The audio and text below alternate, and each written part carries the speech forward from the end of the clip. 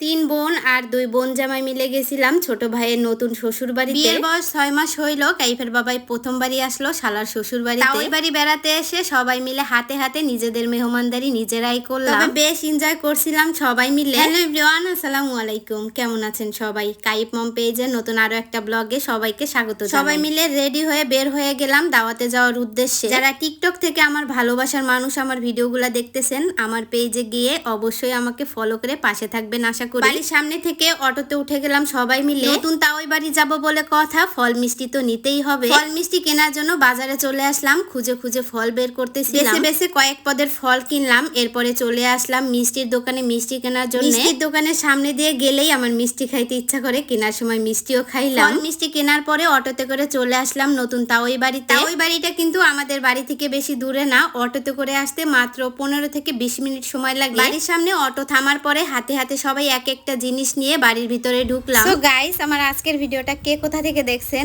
অবশ্যই ছোট্ট করে একটি কমেন্টে জানাই দিয়েন। আমি কিন্তু মাদারীপুর থেকে আপনাদের সাথে এই ভিডিওটা শেয়ার করতেছি। তাওই বাড়ি আসার পরে সবার সাথে দেখা সাক্ষাৎ করে নিলাম। এরপরে আমরা হাতে হাতে সবাই মিলে মেহমানদারি করতেছিলাম। অনেকে আবার কমেন্ট করতে পারেন নতুন তাওই বাড়ি বেড়াইতে যে আবার নিজেদের মেহমানদারি আবার নিজেরাই করতেছে। আসলে বাপের বাড়িতে যদি ভাবি কিংবা বড় বোন না থাকে তাহলে এরকমই হয়। যদিও আমি এই বাড়িতে 2-3 বার আসছি, যার কারণে আমি কিন্তু নতুন নাই, আর এই কাজগুলো আসার পরে করতে কিন্তু বেশ ভালোই লাগতেছিল। আমাদের নতুন বউ মেঘলা আর আমি আসার পরে সবার জন্য নাস্তা রেডি করলাম। নাস্তা রেডি করার পরে এদিকে আমাদের নতুন বউ সবাইকে নাস্তা সার্ভ করে দিল। প্রচন্ড রোদ গরম, তার ভিতরে কারেন্টের জ্বালাতন তো আছেই। সবাই একসাথে বসে নাস্তা করে নিলাম। বর্তমানে কারেন্টের অবস্থার কথা আর কি কইতাম গাইস, যে তো মনে হয় বেড়াইতে আসে আর বেড়াইতে যায়। নাস্তা খাওয়ার সময় মালটা খাওয়ার সঠিক নিয়ম আপনাদের সাথে রিলসে শেয়ার করছিলাম। নাস্তা খাওয়ার পরে আমরা সবাই মিলে একটু ঘুরতে বের হয়ে গেলাম। সবাই মিলে ঘোরাঘুরি করার পরে এরপরে আমরা দুপুরের খাবার খেতে চলে আসলাম। দুপুর প্রায় 2টার দিকে আমরা দুপুরের খাবার খাওয়া শুরু করলাম। প্রথমে আমি ডাল আর ভাত দিয়ে ভাত খেতেছিলাম। এরপরে দিয়ে দিল চিংড়ি মাছ। ডাল দিয়ে প্রথমে ভাত খাওয়ার পরে এদিকে আমি চিংড়ি মাছ খুলে নিতেছিলাম। যদিও চিংড়ি মাছটা আমি খাই নাই, এরপরে আমি চিংড়ি মাছটা আরেকজনকে দিয়ে দিলাম। এরপরে নিয়ে নিলাম ইলিশ মাছ। এদিকে এত বড় একটা ভাজা ইলিশ মাছ না